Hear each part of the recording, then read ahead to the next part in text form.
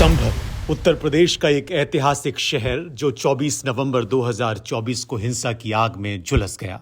शाही जामा मस्जिद के एएसआई सर्वे के दौरान भड़के दंगों में 5 लोगों की मौत हुई, कई जख्मी हुए।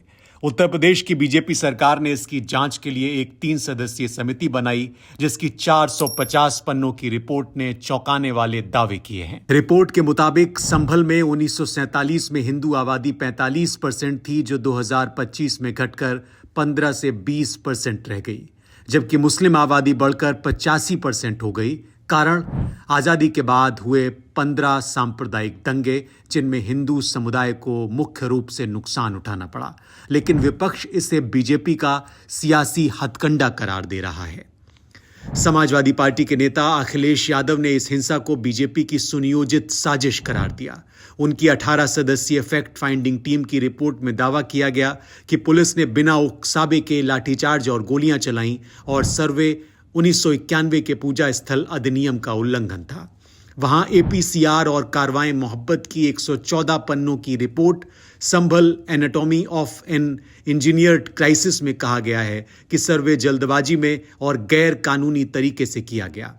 सर्वे के दौरान भड़काऊ नारे और वजू खाने को खाली कराने की कार्रवाई भी हिंसा को हवा देने वाली थी। मुस्लिम मोहल्ले में छापेमारी और बुलडोजर कार्रवाई को भी सियासी बदले की भावना से जोड़ा गया।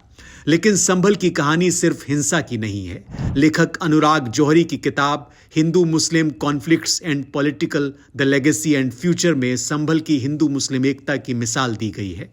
किताब बताती है कि 1857 के स्वतंत्रता संग्राम में दोनों समुदायों ने एकजुट होकर अंग्रेजों से लोहा लिया और एक दूसरे के त्योहारों का सम्मान किया।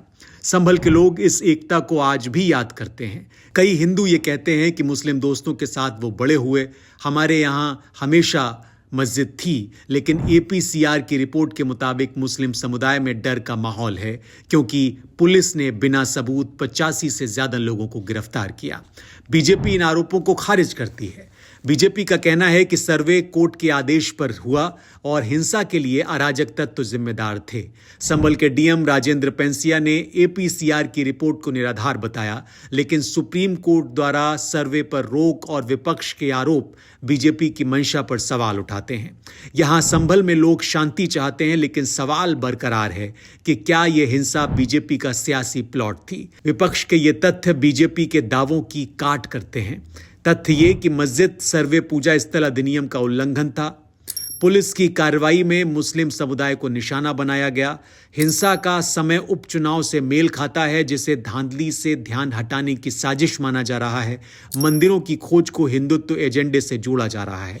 क्या संभल की ऐतिहासिक एकता इस सियासी तूफान में टिक पाएगी, ये यक्ष प्रश्न है। संभल का ये मुद्दा न सिर्फ सांप्रदायिक सद्भाव के लिए चुनौती है, बल्कि 2027 के विधानसभा चुनाव में सियासी रंग भी ले सकता है।